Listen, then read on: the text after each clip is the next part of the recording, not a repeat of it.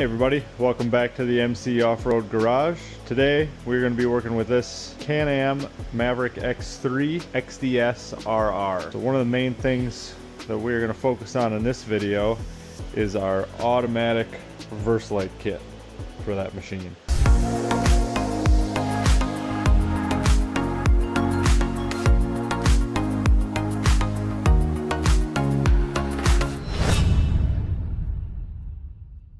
So first we'll go through an overview of what we have here in the kit, and then we'll move back over, give you a full step-by-step installation process, and then as we go along we'll show you what it's all about. So let's dig into it.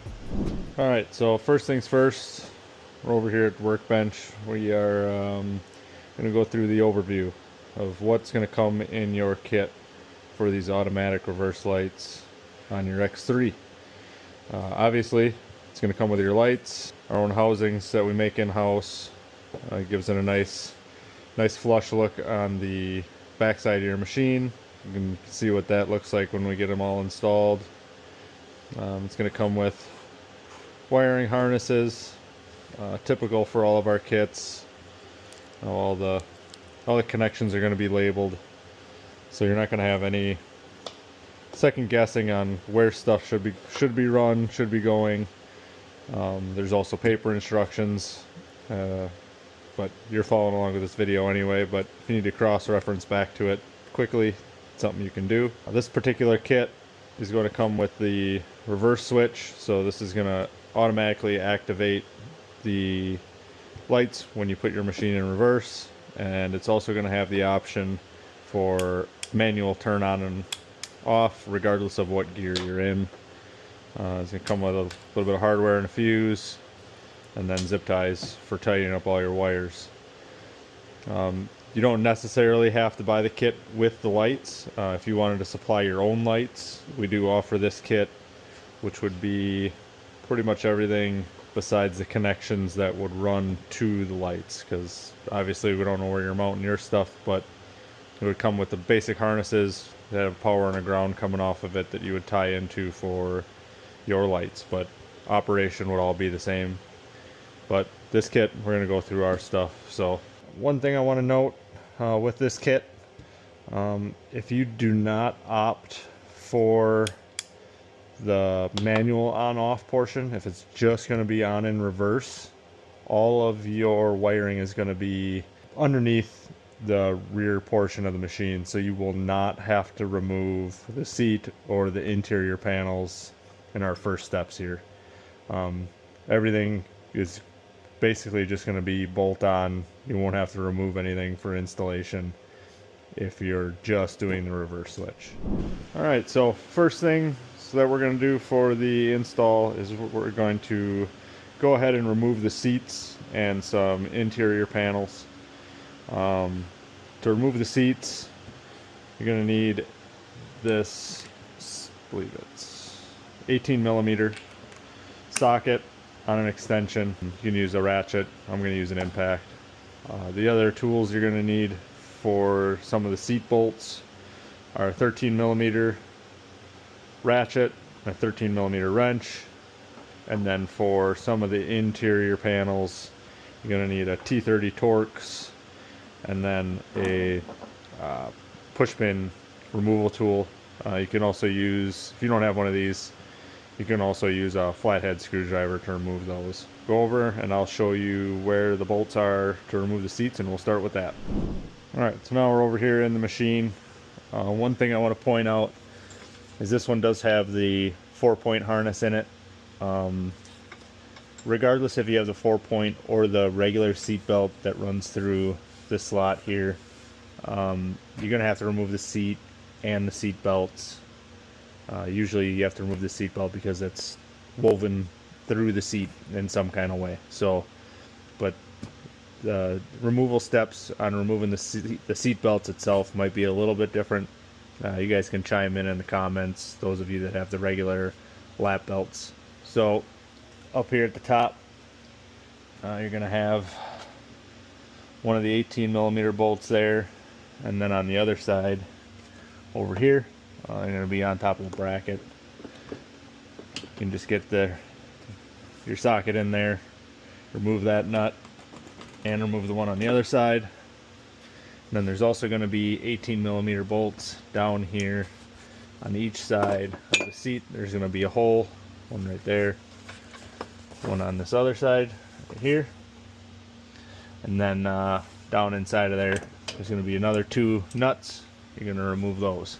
Alright, so now with the 18mm nuts removed, there's going to be 2 bolts here. There's one on this side, one on the other side of the seat.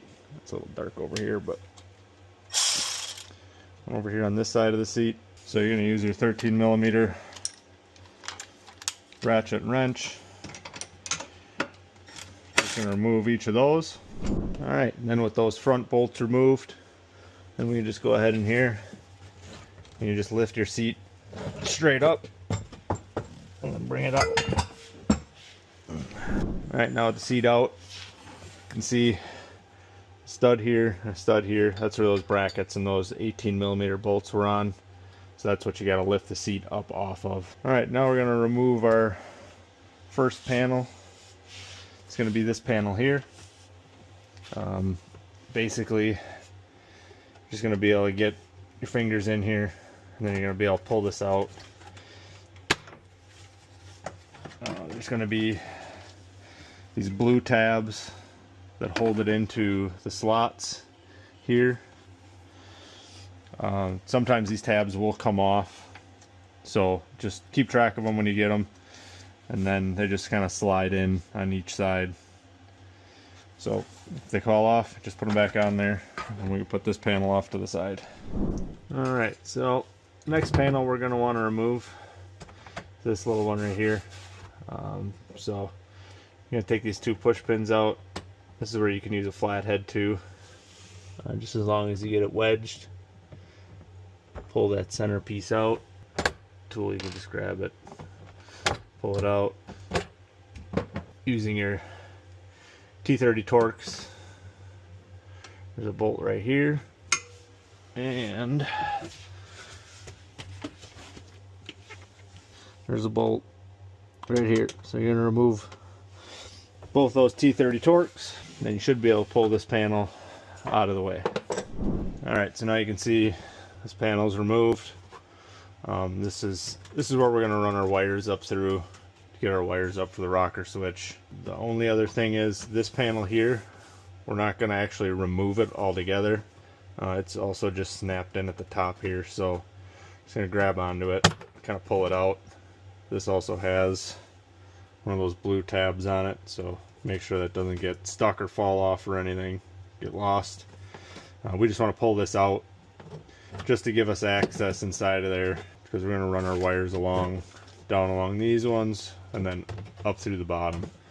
So we'll go grab our power harness.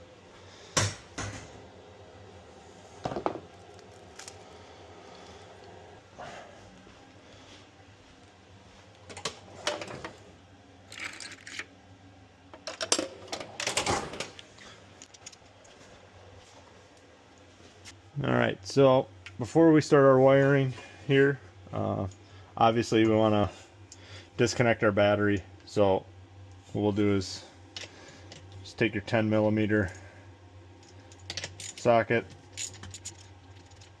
take off the ground post here, and then underneath here is where we're going to take our power from. Just a quick overview of what each one of these is. The top one is our ground. The center one here is constant 12 volt power, and then the bottom one is keyed 12 volt power. For this kit, we're going to use our ground, so the top, and keyed 12 volt power, which is the bottom. So you're going to want to grab your harness. It's got the rocker switch plug on it, and these ring terminals. Black wire is ground. It's going to go on the top. Red wire is keyed 12 volt power. It's going to go on the bottom. So you're going to remove each nut on here using the same 10mm that you used for the battery. You're going to remove the nut, put the ring terminal on, and then put the nut back on. Alright, so we've got our ground, our power hooked up. One thing, this is not going to come with a fuse installed in the fuse link, so it's just kind of a safety thing for installing. When we do get everything hooked up and your rocker switch doesn't work, it's because this fuse is not in here. So make sure that after you get everything hooked up, you put that fuse in before you put the panels and seat and everything back in. You know, just test everything before we get it done, which is, I'll note it again as we go through the process. But we got that on there. So then we're going to take our rocker switch plug, and we are just going to go feed that right up under here, up through there. Alright, so now we got our wire underneath, fed up through here. I just kind of pulled it so that way it kind of follows and runs along here. There's not a bunch of slacked up wire or anything down below.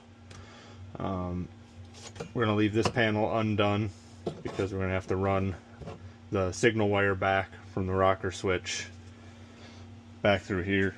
But we'll go ahead wherever you're going to want to mount it. I know there's usually one open spot here on the dash. We're actually going to mount it over here because this one's taken. We can push these out from the back side.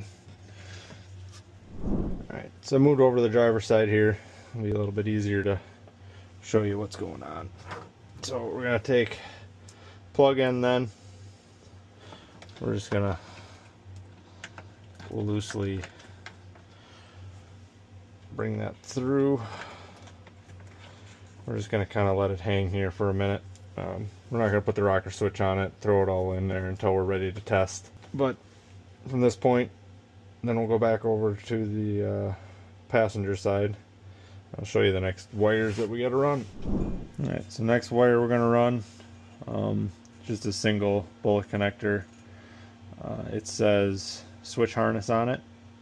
It's going to be kind of the longer run of wire. It's got also the driver and passenger labels on it as well as this plug here. But I'm just going to concentrate on this bullet connector for right now. This wire is going to run along the same path, run up to the switch, and then coming off of the switch itself there will be the mating connector for this bullet. So then you just plug those two in. Alright, so now you can see ran that wire up, connected it to the bullet from the rocker switch. Now the other end of this harness is where you have your driver and passenger labeled connectors. Those we're actually going to feed up through here along the stock wiring back through the firewall. Just gonna kind of take that, just keep feeding it through for a little bit, pushing it, and then head the back side here, but it's going to come out right back here. You're just basically going to reach in on the back side of the shock, back side of this frame. You're going to reach back there, feel for them, and then pull them up. You see I pulled this wire through over the top there.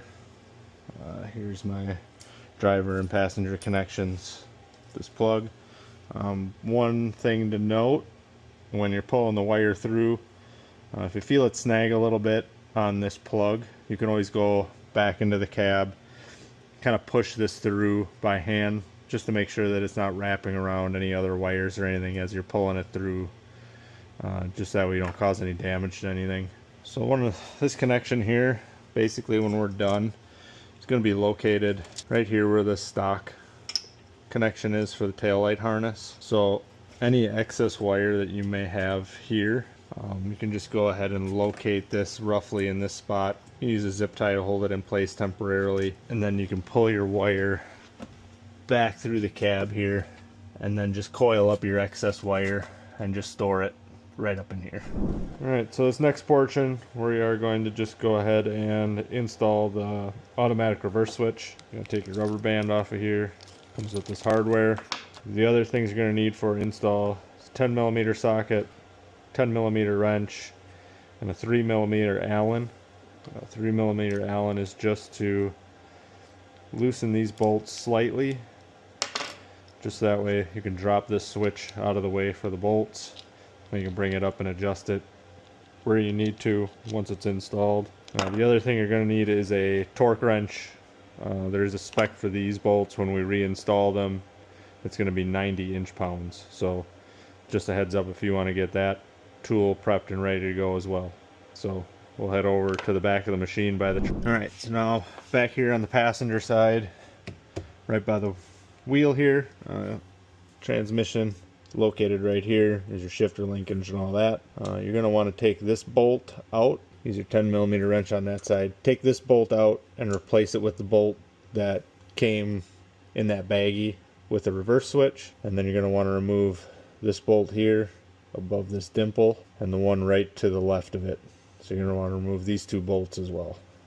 Alright, so now at this point, we're going to take our switch here. You can see that there's this cutout in the bracket.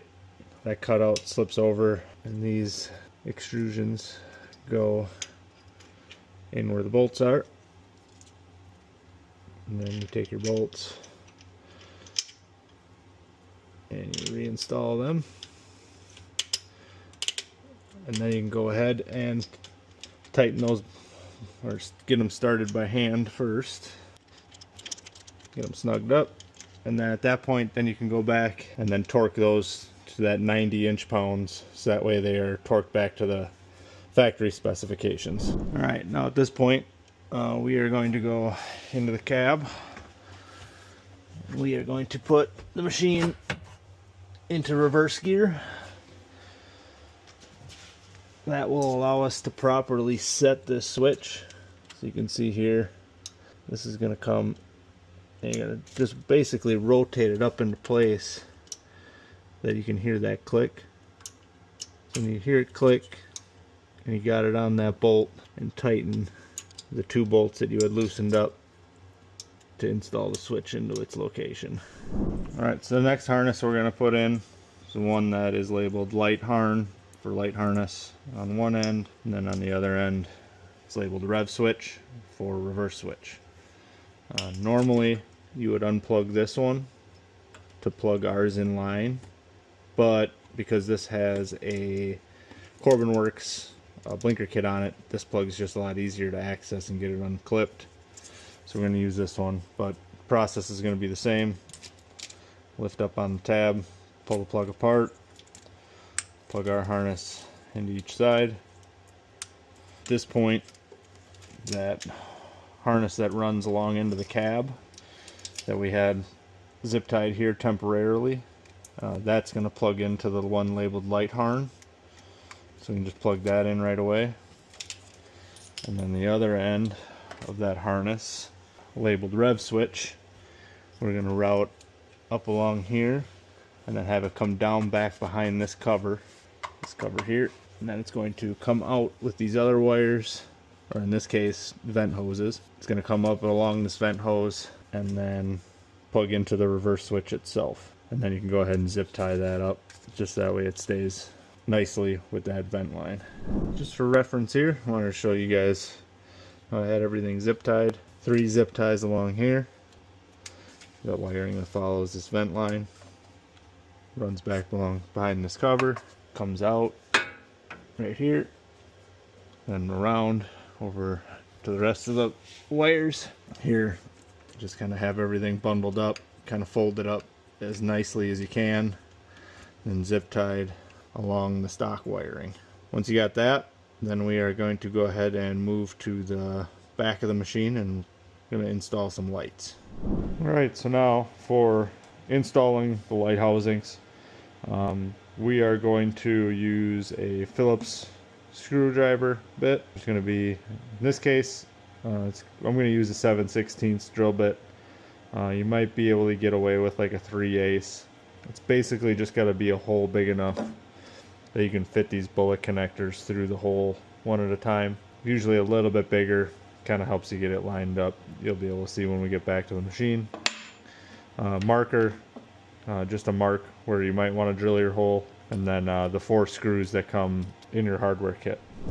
Alright, so basically these housings are designed to fit right into this wedge section of the tail light. So they're just going to sit flush right inside there, kind of like that. So if you want to take your marker, you can kind of gauge where that hole needs to be based on where you're going to be putting the light in there. So you can kind of mark it roughly where that's going to be. On the back side, just make sure that you feel up underneath. There is the wiring for the tail lights, so you just want to make sure you push that out of the way, so when you drill your hole, when you break through, your drill bit isn't going to catch those wires. Alright, so got the hole drilled here. So make sure you feel there's no sharp edges or anything from plastic that could damage the wires over time. You're just going to take your wire ends, feed them through the hole first. You can pull them from the back side once you get them started in there. And then while you hold the light in place, you're going to take a screw, put it right in that hole down there,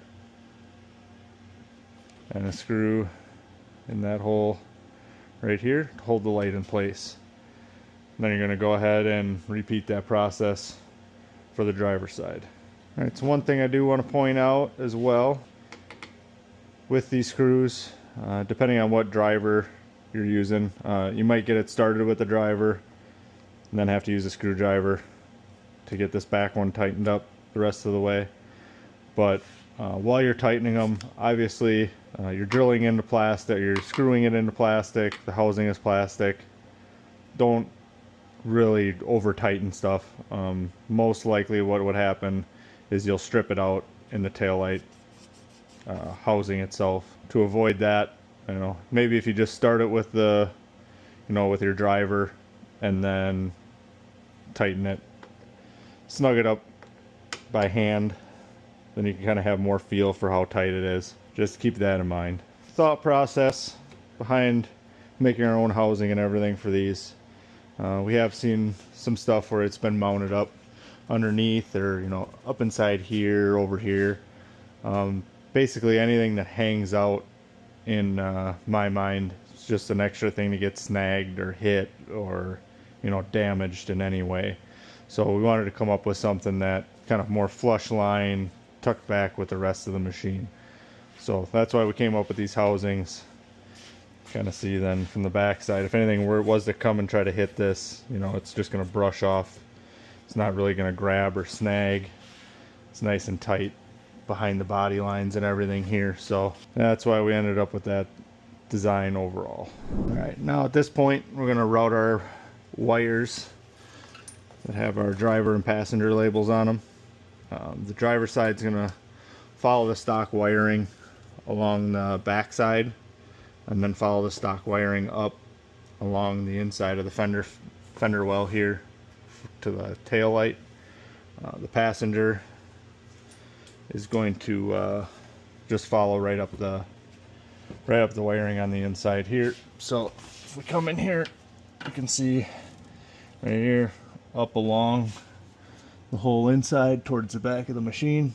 You're just gonna zip tie the wire right along that wire loom there that goes to the tail light, and then you're gonna go ahead and plug your reverse light into these bullet connectors.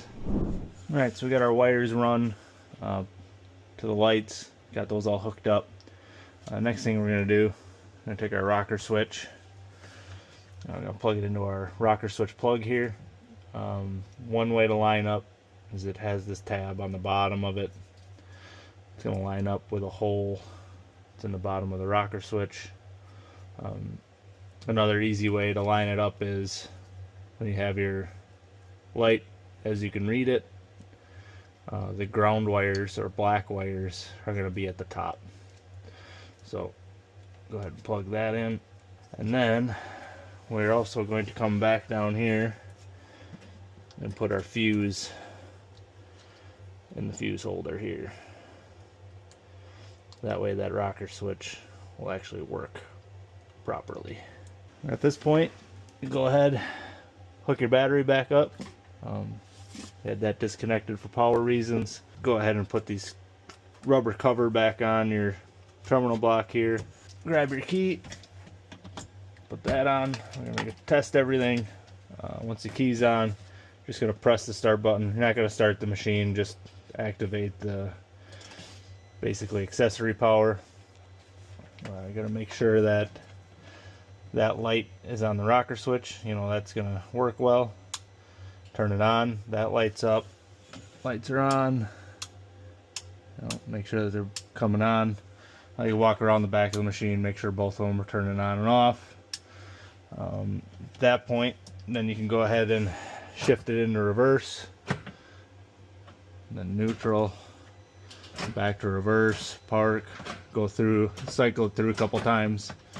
Make sure that it comes on and off when it's supposed to. If it does not, what you can do, you want to keep it in reverse again, and then just go back and just readjust that switch to make sure it's hitting the bolt correctly, and then tighten it down again. Come back through, repeat the operation for cycling it through the gears to make sure everything works properly. So once you've cycled through everything, make sure everything works, push your rocker switch into location, go ahead and make sure you tie up all the wires underneath the dash that run up to the rocker switch, and then tie up all your wires, any loose wire that you might have. You can just tie it up back here. Then you can go ahead and reinstall your side panels, put your seat back in. And from that point, you are all set to go. So thanks for watching. If you guys have any questions, you can always go in the comments or contact us directly through the website. We're going to link the product below in our store as well. So safe riding, everybody.